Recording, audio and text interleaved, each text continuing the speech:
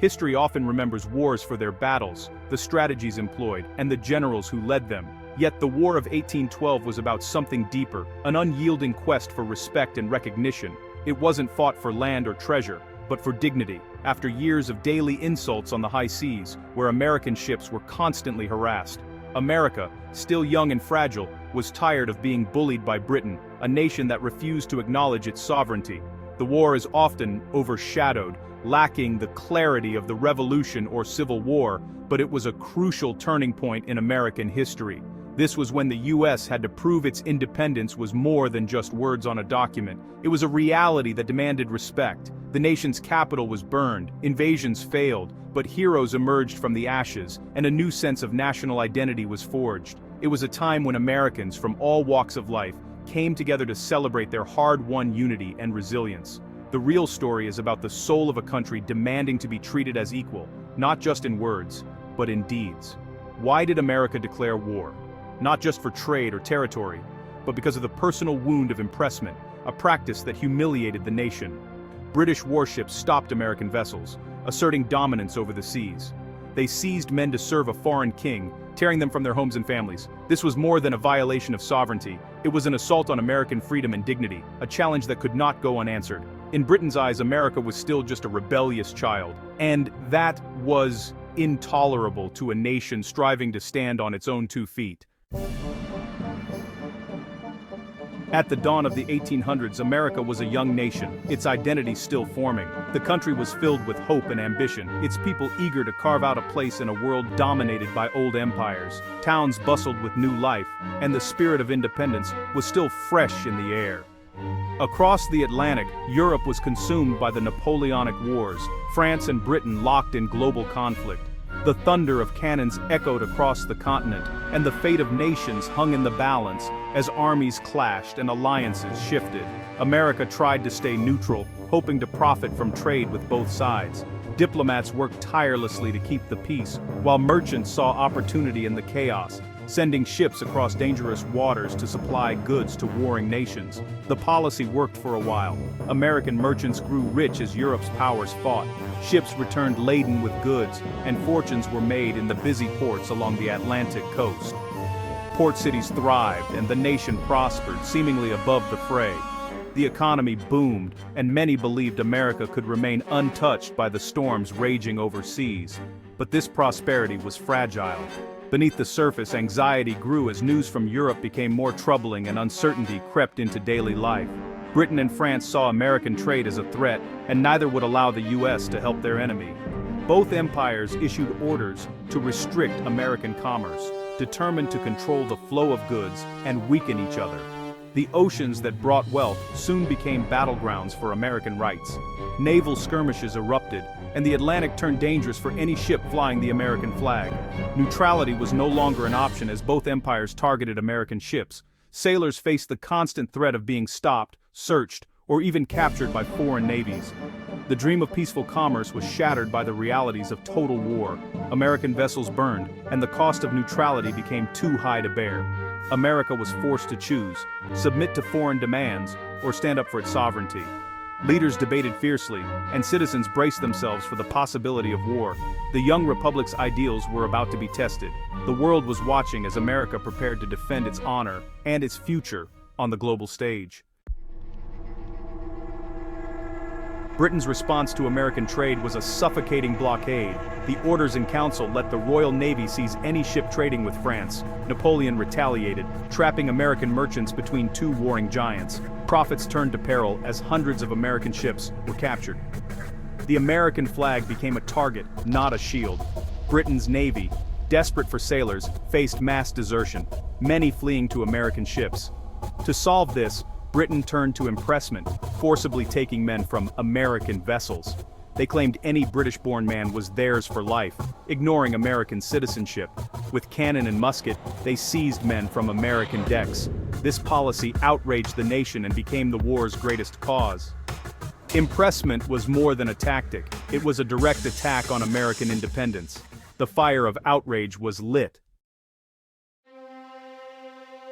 Impressment was violent and humiliating. British warships stopped American vessels, boarding with force and lining up crews. Accusations of desertion were often baseless. Any sailor could be taken. American captains were powerless, the flag offering no protection.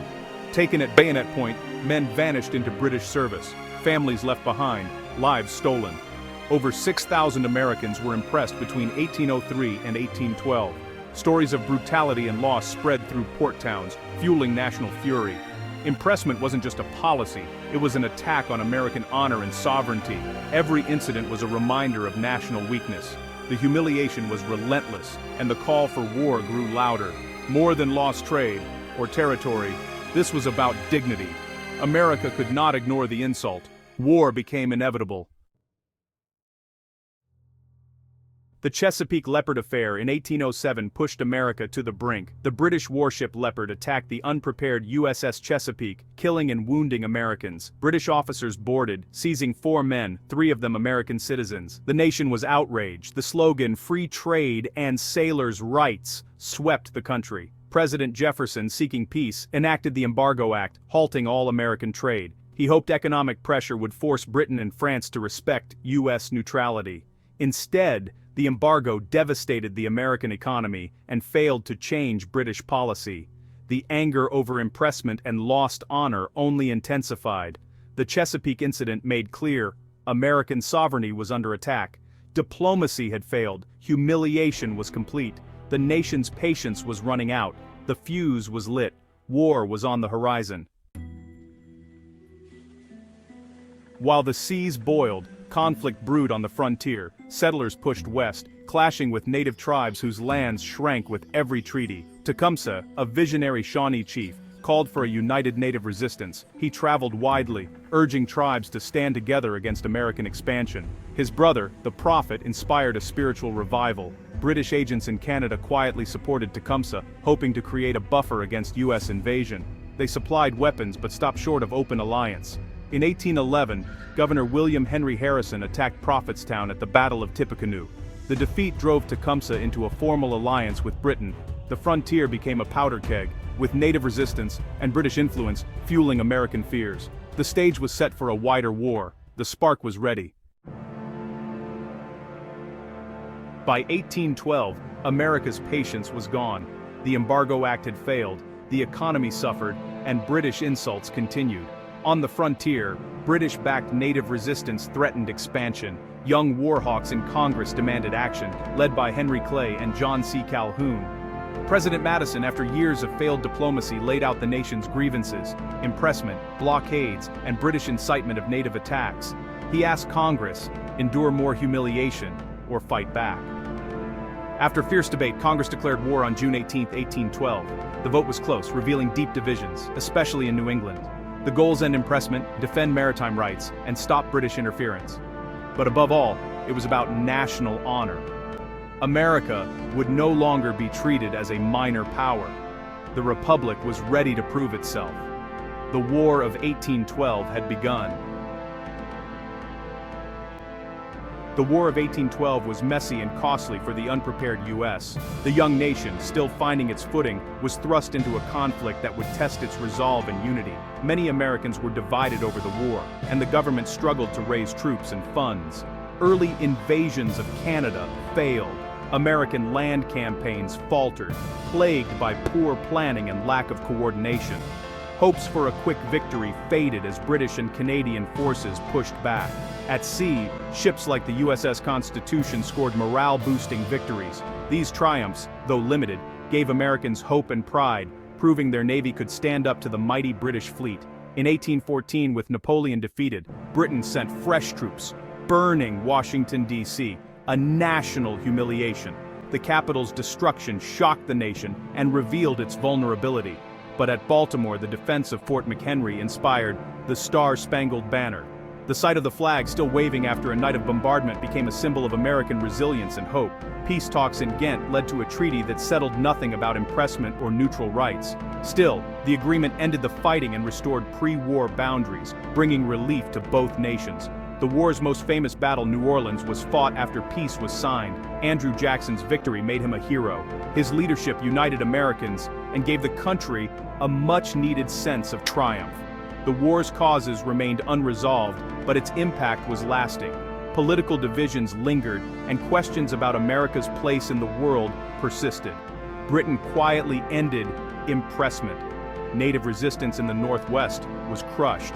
The war marked a turning point for native nations who lost ground and influence as American expansion accelerated. America's military weaknesses were exposed, prompting reforms. The government began to invest in stronger defenses and a more professional army, learning from its mistakes. Most importantly, the war forged a new national identity. Americans, despite setbacks, felt a renewed sense of unity and pride in their country's endurance. America had stood up to the world's greatest power and survived. The nation's ability to endure and adapt in the face of adversity became a defining part of its character.